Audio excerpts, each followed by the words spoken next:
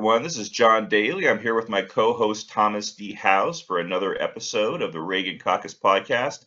Our guest today is an award-winning journalist and veteran conservative columnist. You've read his work in lots of places: the Washington Examiner, National Review, the American Spectator, the Wall Street Journal, the Washington Post, lots of other publications. He currently writes for The Advocate. I'm talking about Quin Hillyer. Quin, thanks for joining us today on the Reagan Caucus podcast. Thanks a lot, John, and thanks, Thomas. Appreciate it. Absolutely. Well, it's great having you on. Quin, you are kind of a jack of all trades when it comes to a political analysis. You are a wealth of knowledge, sir. So we are going to throw a few different topics your way. I wanted to ask you first about a subject we've talked a lot about on this podcast, Ukraine and Russia. For the first 6 months of his presidency, Donald Trump, some have argued, effectively took the side of Vladimir Putin in this conflict. He multiple times, he publicly blamed President Zelensky for the war. There was that crazy Oval Office meeting and the subsequent suspension of Ukraine aid, which led to Russia upping its missile attacks on Ukraine. The administration has made all kinds of concessions to Putin, who really didn't give much back, if anything, while Zelensky did pretty much everything the administration asked. And that cycle sort of repeated itself over and over again, with really, resulting in Ukraine bearing more attacks. But finally, maybe it looks like the Trump administration is changing course and supporting Ukraine in a meaningful way. Quin, do you think this is a real policy change? And if so, what caused it after 6 months? And will it last? Well, first of all, it's only a small policy change. It's nowhere near as much of a policy change as is needed. Trump has again allowed the beginning of shipments of purely defensive weapons, very limited, both in number and in scope, and did that even grudgingly. And it is not enough. There's a lot more that he can do, but it is a step in the right direction. Great. Thomas, I'm going to go ahead and throw it over to you for the next question. Yeah, so no, that's definitely right. I mean, this is already weapons that have been that Congress has allowed the president to give to Ukraine, and it's just been delayed the whole time. But is there any do you see anything that maybe has changed in the last few days, as far as the last couple weeks, that might be promising as far as the rhetoric and of the president, that he might be more supportive of Ukraine, or realize that arming Ukraine or sanctioning Russia might be the only way to really end this conflict?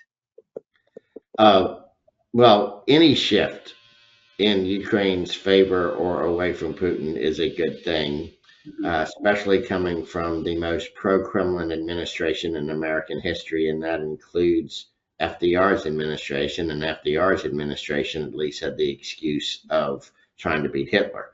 But this is an administration, I will remind you, whose vice president, J.D. Vance, is radically pro-Russia, whose Director of National Intelligence, Tulsi Gabbard, is radically pro-Russia, whose Defense Secretary, Pete Hegseth, is pro-Russia, whose assistant, some sort of, I don't know his title, Defense Secretary, Colby, is pro-Russia, among others.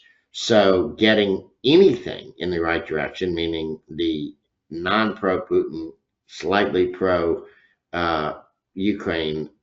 direction, is a good thing. Yeah. But that said, there is a long, long way to go. What Trump seems to have done is to have taken personal affront that Putin embarrassed him by sending a huge major drone strike right after they got off the phone. And so to me, it looks like more Trump thinks that he's been insulted than that he actually is shifting in his ideas about who should win the war or who should win the peace, or however you want to describe it. I hope I'm wrong. I hope it does show more of a fundamental shift than just a temporary, fit of pique by Trump, but we will see. Yeah, one thing that I've had an argument that I've had with people, friends of mine, and or people online is that believe it's what's his name? I don't remember his first name, but Colby, you're talking about Colby, Yes, who's underneath Hegseth, um, is obviously indifferent to Ukraine's outcome, if or worse than that. worse. And but people like him, their excuse, I guess, so they can sleep at night, or that their supporters can sleep at night, is that that everything we dedicate to helping Ukraine is something that goes away from our effort to deter China as far as their planned invasion of Taiwan. Do you buy that story? Why or why not? No, a number of people have completely exploded that pathetic excuse. Among them, Tom Rogan at the Washington Examiner. The Wall Street Journal did a good editorial on that. Uh, I, I'm making up a number, but it was something like 80% of the weapons that were withheld, and most of which, by the way, are still being withheld, are not ones that would be useful to defend against China. They literally are useless over there. These are things that could be a very big help in a drone land over land battle of exactly the types that are going on between Russia and Ukraine. They do not do much good for defense of Taiwan or in any other way against China. So it's a pathetically weak, almost virtually deliberately lying excuse. At best, it's weak. At worst, it's a flat out lie. Hmm. Yeah, because it seems like most of the aid that we've given to Ukraine was giving them our old weapons while we replaced them with new weapons. So that, if anything, that should perhaps more prepared for some conflict with China, right? Well, exactly. I mean, and there are, and I'm not a defense weapons expert, but there are a certain amount of the weapons that were slated to go to Ukraine, where we are starting to have a little bit of a shortage, and where they might be useful for, against China, which is what that's my understanding of it. I don't claim Mhm. expertise in it, but it is, again, it's a small percentage of the overall load that Congress said these weapons should go to Ukraine, and it's signed into law, and the president should darn well do it. Hmm. Yeah, yeah. I mean, that's been a general issue we've seen in this administration is the president's not enforcing the laws as they've been passed by Congress. We saw the TikTok ban as well. Um, okay, so one of the troubling things about you mentioned that JD Vance is very pro-Kremlin, um, So is Tulsi Gabbard. and Tulsi Gabbard as well, and it's difficult to understand their motivation, and they might have separate motivations there. Uh, JD Vance famously said he couldn't care less what happens to Ukraine, which strikes most people as pretty cold-hearted. Um, what is the motivation? What is the ideology behind JD Vance and apparently Elon Musk? Why would they be so indifferent to Ukraine? Why would they be okay with Ukraine surrendering and being invaded by Russia? Well, Elon Musk is weird. He blows hot and cold. I mean, his Starlink system has been a great use to Ukraine and its defense. And originally, he was very happy about that. He was boasting Hmm. that Ukraine was using it. So he's blown hot and cold. He's a weird dude. I don't pretend to be able to understand him. Hmm. Except there is a very weird ideological subset of the Republican Party that is not pro liberty at all. They're really not part of the traditional liberal, meaning classical liberal tradition. They actually think that the classical liberal tradition, which is where we come from, liberal in the Thomas Jefferson, James Madison liberal sense. They think that that was a derailment of the West. They think it oversells the individual and it undersells the role of faith as they understand faith. And it's a weird amalgam now of sort of Peter Thiel high tech stuff with a sort of I think a twisted strain of traditional Catholicism, but not all traditional Catholicism. It's a subset of that, and Mm-hmm. The West is decadent, and that Russia, which makes no sense to me, they think Russia is somehow uh, uh, pushing the Western faith tradition. That's not exactly the right word, but basically that the traditional, you know, anti-modernity, anti-decadence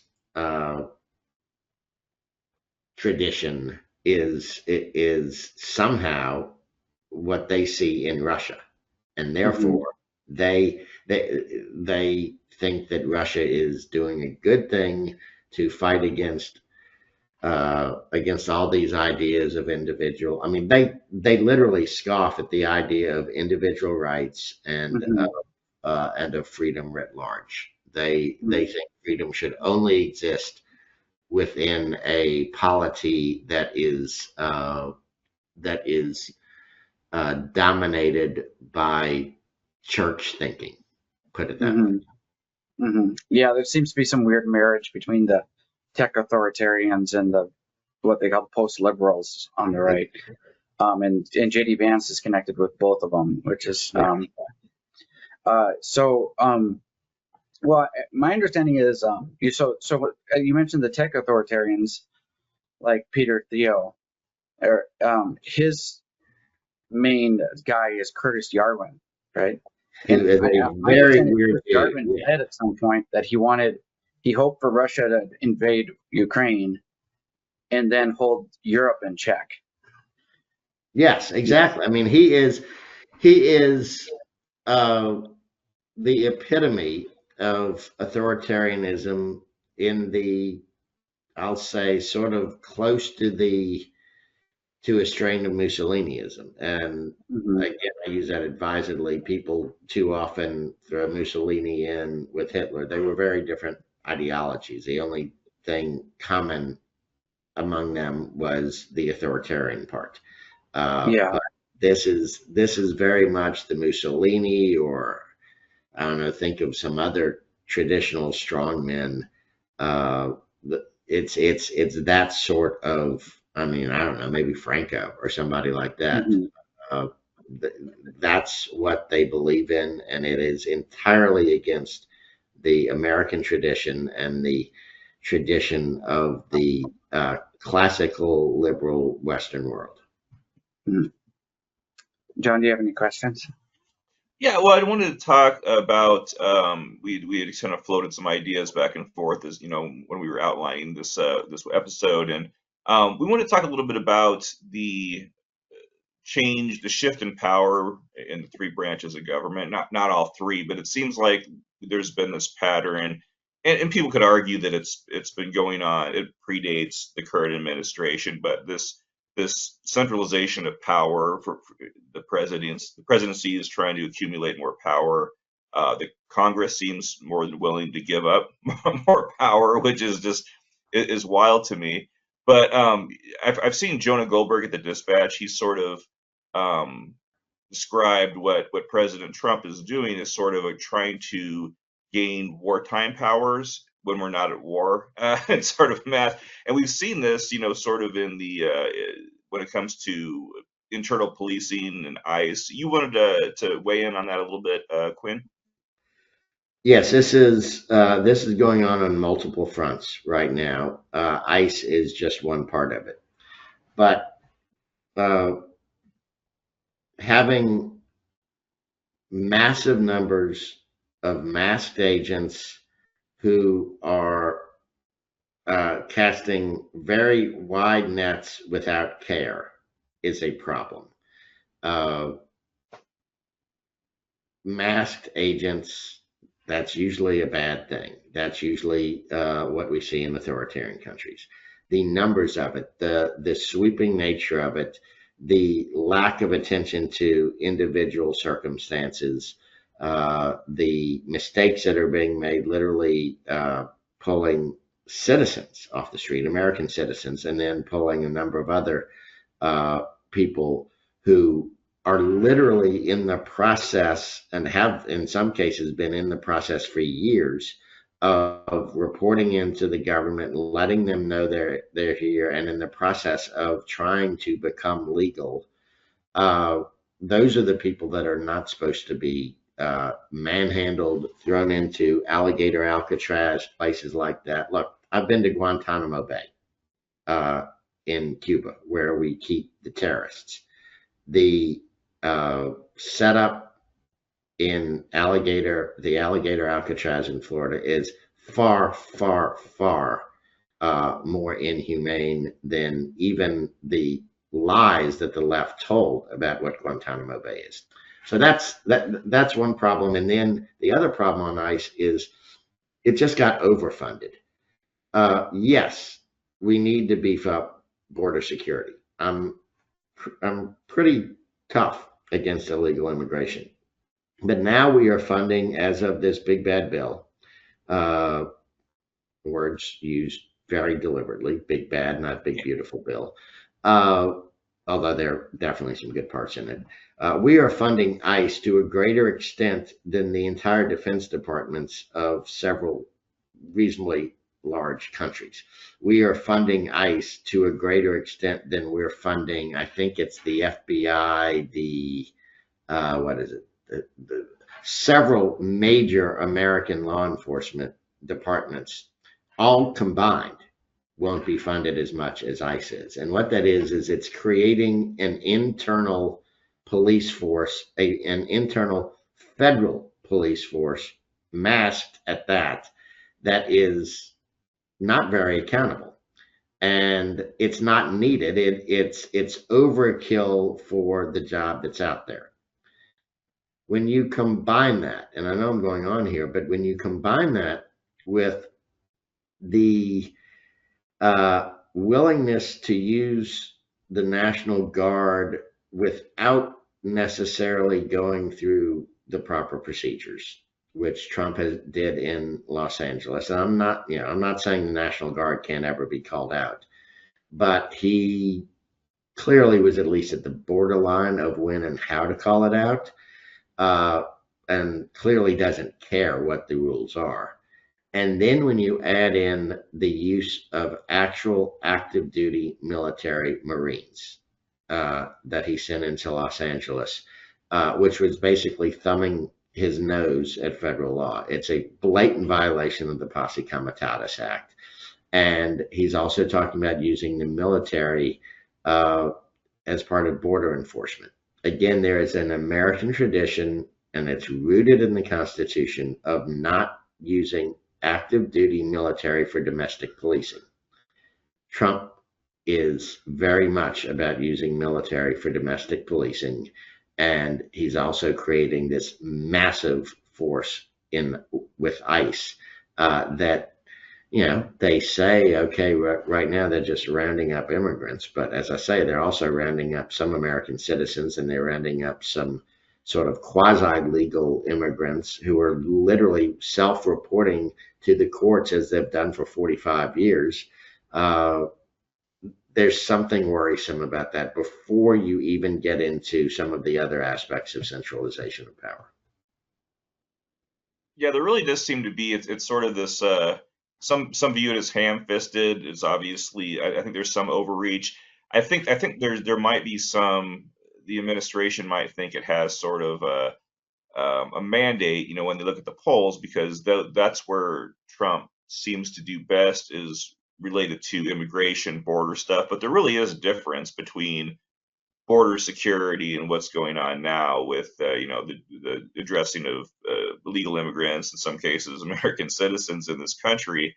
Do you feel that we've seen public pressure change a few things Donald Trump has gone about? I mean, it's sometimes it works on tariffs, but then he's bringing those back in. Perhaps even on Ukraine, it's hard to say. But do you think Americans are paying attention to some of these, what you call it, overreach with ICE? Do you think it's kind of public support is sort of building up and turning negative against this? I think it's a mixed bag. I think the within the bulk of Republican voters, uh, there is strong support for what Trump is doing, and there's not enough attention paid to the precedent that it's setting, that they certainly would not want an Obama or a Biden or a Harris or a Waltz administration to use if they were in power, if the Democrats were in power. Uh, there there are reasons why uh, the modern conservative movement was built with liberty at its core, and Trump is trampling the idea that liberty is at the core of what we are about. And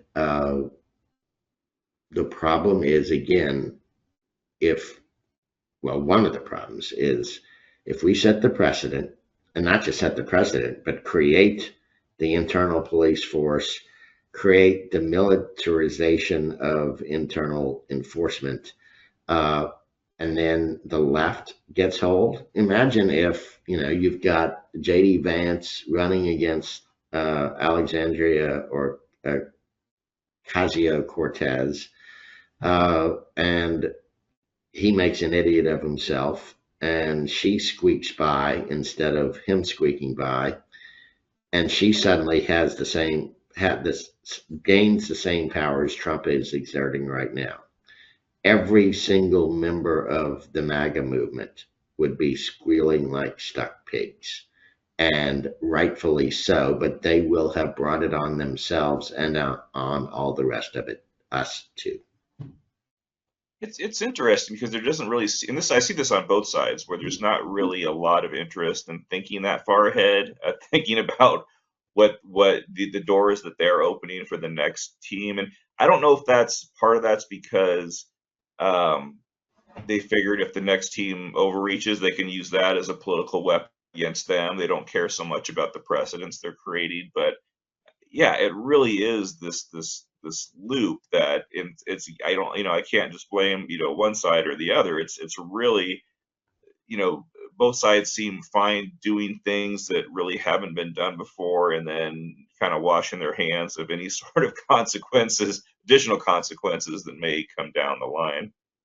Look, when Alexandria Occasional Cortex gains power and throws Stephen Miller of the Trump White House in jail, watch him start to wail about his civil liberties. Watch him then start to try to claim the American classical liberal, Jeffersonian, Madisonian liberal tradition, and watch people laugh in his face, because he and his boss are violating that tradition to a great extent, and it will turn against him at some point. I have a couple of lighter questions, but I want to, Thomas, do you have any you'd like to add in here? Oh, I think you're muted there. You're muted. Yeah, that's all right. It definitely seems like both parties are operate like they're always going to be in power, right? Yeah, So that's and it's sorry. I was just going to say, and they never learn. Mhm. And each side, I mean, it's been going on for decades and decades. Each side violates both written and, in a lot of cases, unwritten but well understood either rules, laws, or norms. Mhm. And then they get hoisted on their own petard and they yell bloody murder, and yet it's their Mhm. own fault. Yeah, that's right. And there's just a little respect for sort of rule of law or civility. I mean, this whole, um, yeah. So I mean, okay. So that's what we're dealing with um, today. How do you feel about some of the how the Supreme Court has handled some of the cases that have come up to it regarding these matters? Terrible. One of the Now there are a lot of bad Supreme Court decisions, so I don't want to overstate this and say this is the worst decision in history or anything, Mhm. but it might be one of the 10 worst decisions in history. Was the one that came down last year about the president's immunity from prosecution or from investigation. Uh, yes, there is such a thing as executive privilege. Mhm. But if you read the sweeping nature of the language Mhm. of that decision, and and in a concurrence, uh, what's her name? Starting a blank on the name. Yeah, The Amy Coney Barrett. Thank you, Amy Coney Barrett from Mhm. who went to school about a mile from where or a mile and a half from where I'm sitting right now. Amy Coney Barrett, in a nice concurrence, cautioned against the sweeping nature of what she was otherwise joining. The sweeping nature of it makes it almost impossible to get beyond executive privilege even if you have a very legitimate investigation or a very legitimate prosecution. It it pretty much lets the president determine for himself what is and isn't in the scope of executive power. Mhm. Uh, if the president says, not if an objective observer, but if the president says this is within the scope of my presidential powers, then it makes him immune, even if it is quite clearly uh, nowhere within the enumerated powers in the Constitution that the president is supposed to exert. And there's all sorts of mischief that has been caused and will be caused by that decision.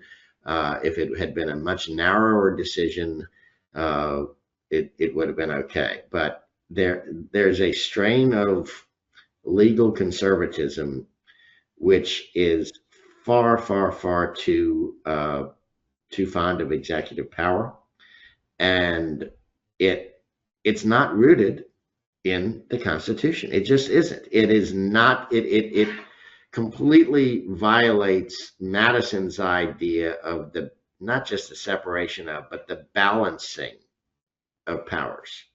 And uh, there's no way, shape, or form that James Madison and probably 85% of his fellows at the Constitutional Convention intended to make the president that much above the law, much less to give him as many powers as the president and his appointees have been exerting. Yeah, there Thank you, just Beauty. definitely has been this strange thing recently. Well, first of all, it's been enlightening to know that I learned that constitutional conservatives there are dozens of us. It's just there are just not many conservatives these days that really care about the Constitution or the rule of law. And I understand that I think I think that the Supreme Court's ruling as regards national injunctions was legally defensible, but it bothers me that everyone cares more about the injunctions than the blatantly unconstitutional thing the president's doing that he's receiving an injunction for. So I don't, that seems to be what we're facing. That not enough conservatives seem to care that the president's job is to faithfully execute the laws, and he's just not doing it frequently. He's not, look, to me, there should be a major backlash against his deliberate flouting of the law that you mentioned earlier, banning Chinese ownership of TikTok. That's one where he might as well be saying, I don't care what the law says. I like TikTok mainly because they're financially nice to him. So I'm going to ignore the law that was passed by Congress and signed by the president. This is scary stuff. This is improper stuff. This is illegal stuff. And he should not be able to get away with it. Nor should Barack Obama have been able to get away with a lot of the things that he did. Nor should Joe Biden have been allowed to get away with a number of the things that he did. The overuse of executive authority is a complete derailment of the Madisonian tradition, and it is dangerous. Repeat, dangerous for civil liberties, for the rule of law rather than of individual men, and dangerous for the American order. Yeah, you see, Elon Musk is obviously a very talented entrepreneur. Yeah, you aren't worth $400 billion if you aren't a talented entrepreneur. But one of the issues with these big tech entrepreneurs is they're really good at a few things and they think they know everything. And Elon Musk is not James Madison when it comes to political theory. I remember when anybody would oppose the president, whether it be the Senate was not thinking about not confirming one of his nominees or anything, Elon Musk would say, this is anti-democracy. You're taking away what the people voted for. Not realizing that we'll have a constitutional democracy for a reason. That people voted for those representatives to represent them in this nomination process. Although I guess the Senate was originally more of an aristocratic branch, although it's become more democratic because they are now directly voted by the people. But still, I mean that these separation of powers and checks and balances is part of our constitutional democracy, and it seems to me the implicit constitutionalism of Elon Musk is one of an elected monarch, right? As long as we vote for the monarch, then he has absolute power, and that seems to be the way half of the right today understands the role of the president when it's their president. That's a very good point. Very well stated, Thomas. And you're right. That's how I think the vast majority of the MAGA movement thinks. And it is historically wrong. It's constitutionally wrong. It's ethically wrong. It's morally wrong, and it's dangerous. Yeah. When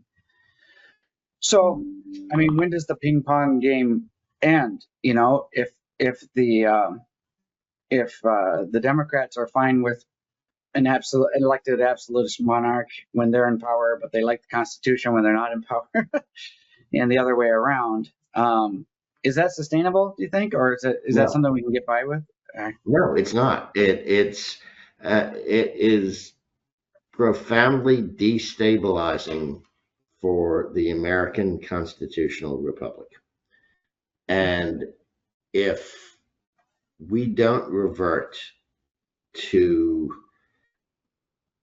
an understanding that the constitutional republic is not about the outcome, it's about preserving the rules so that everybody from this time forth has a fair chance to affect the outcome. If we don't understand that it's about the rules and not about the outcome, then we are going to lose democracy in any form, or you lose our republic, which is clearly constitutional conservatives love to say we're a republic, not a democracy. Well, technically, yes, they're right. And we would lose our republic if we keep going on this path for another decade or two. And that's not an explicitly anti-Trump statement. That's against both sides when I say that.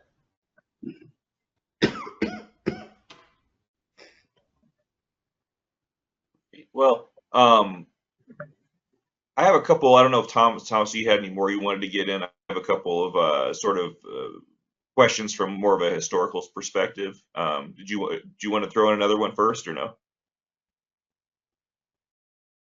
Oh, you're muted. No? Okay. Go for it. So, all right, sounds good. So this is sort of might be kind of I know you're a historian too, Quinn. About a week ago, former President George W. Bush turned 79 years old, and his birthday sort of surprisingly got a good amount of attention online. People kind of weighing in with their thoughts. Someone pointed out that when he left office back in January of 2009, his approval rating was really pretty low, somewhere in the low 30s. We can, I think, safely attribute that to a few different factors. The unpopularity of the Iraq War, the broad perception of his handling. I would say it was unfair in some cases, but his handling of Hurricane Katrina, and of course the housing market meltdown right as he was leaving office. Now, after all these years, Bush's approval rating is over 60%. Um, Quinn, what do you think accounts for that change, and what do you view all of these years later? What Bush's legacy was? What will he be known for? It's a good question. I don't think that his boost in popularity has anything to do with ideology or philosophy.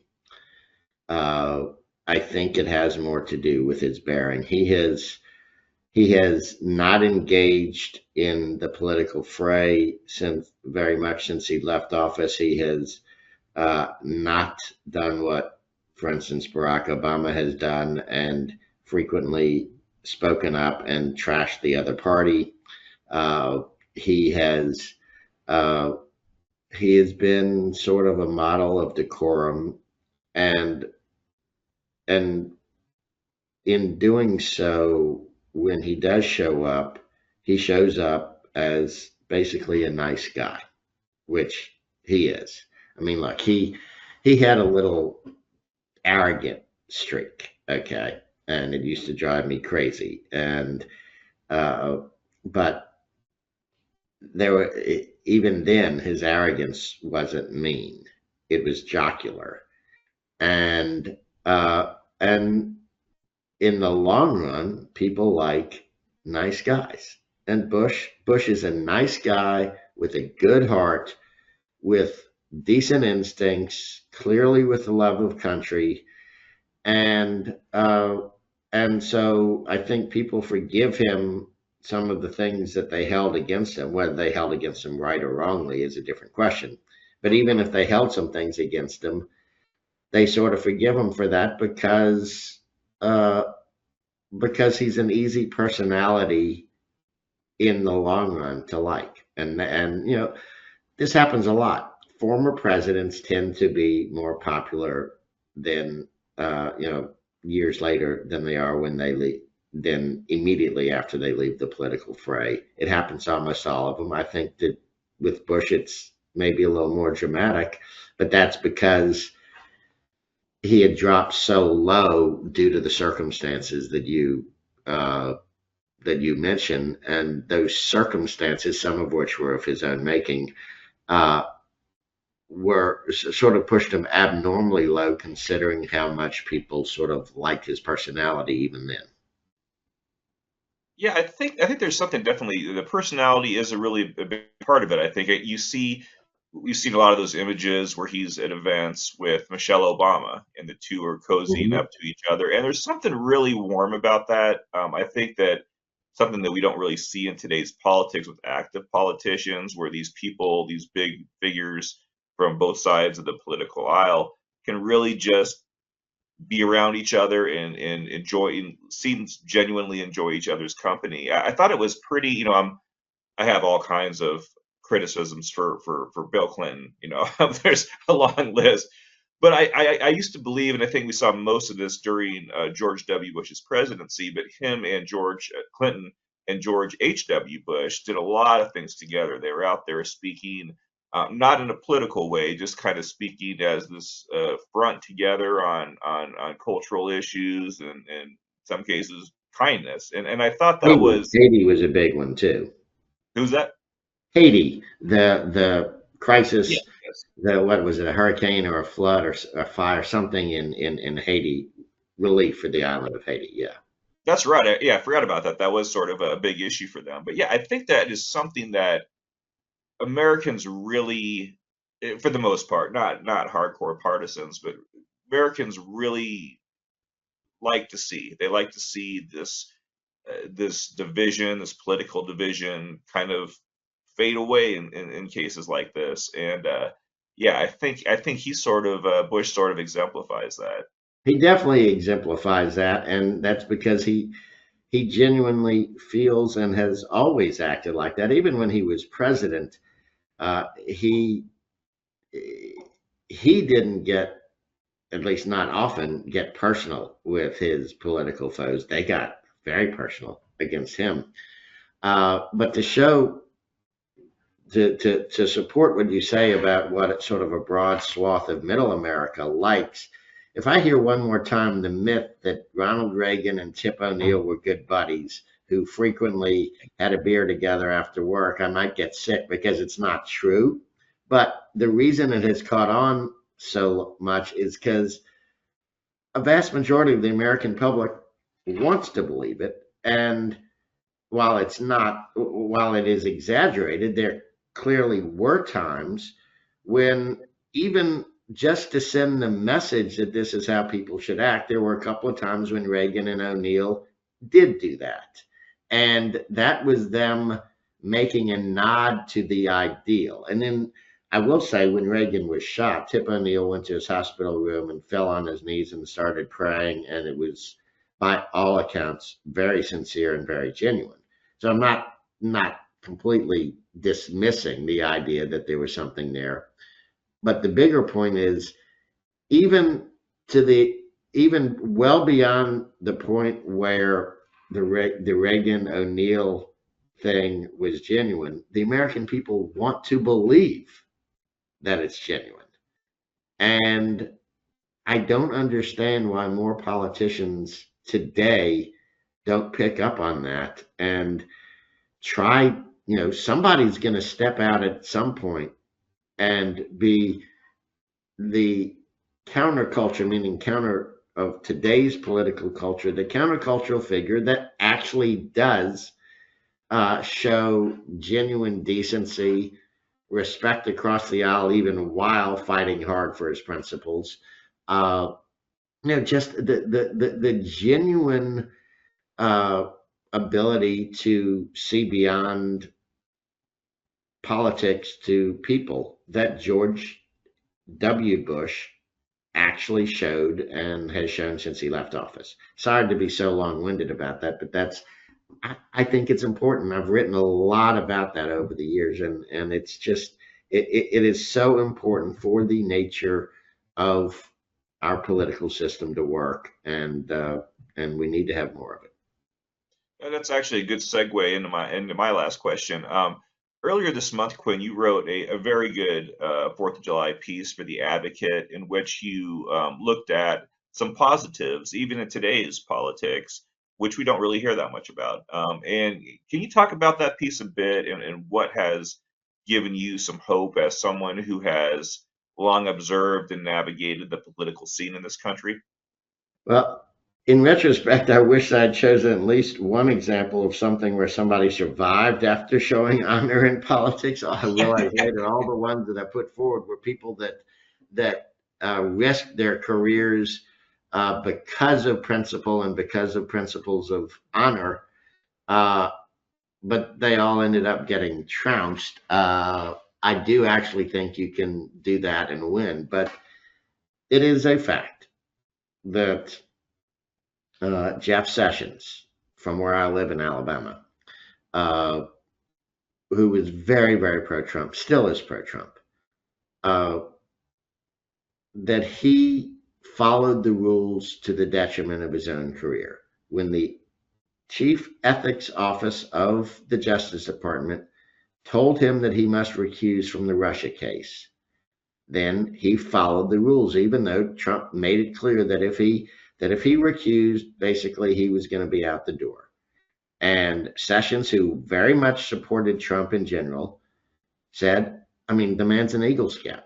And he said, if that's what the ethics office says, that's what I'm going to do. And he lost his job because of it. Mike Pence at the Capitol under incredible stress from the president and his people to basically steal an election for the president, did his duty by the law and the Constitution, both as he understood it and as it actually is, because his understanding was right. And knowing that the president would never forgive him, he not only did he do his duty, he did it when people were yelling for his head. They had erected scaffolds and said that he should be executed. They came within literally 100 feet and less than a minute of overtaking not just Pence, but his family. And the Secret Service told him to get out of the Capitol complex for his own safety.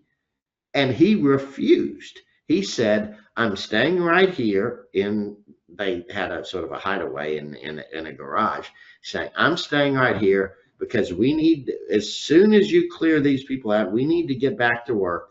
We need to follow through with our job to ratify this election. And so he knew his life had been threatened. He knew that Trump would never forgive him. And yet on both counts, he did his duty. And to me, that example is one of the great examples in American history. Liz Cheney gave up her career to do what she thought was right, again, related to the January 6th incident. And I've given others.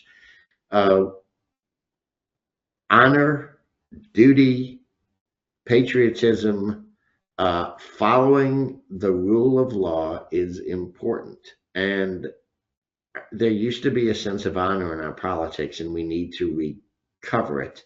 We also need to recover a sense of basic civility to the other side. And I could go on and on with great examples of in the past, not the not too distant past, where I know, and I saw it firsthand, politicians that were absolutely at odds and would get furious at each other over policy would still, away from policy, work to be friendly, not just sort of naturally friendly. They would work to be friendly because they knew that the system needed it. And they did keep up their personal relationships.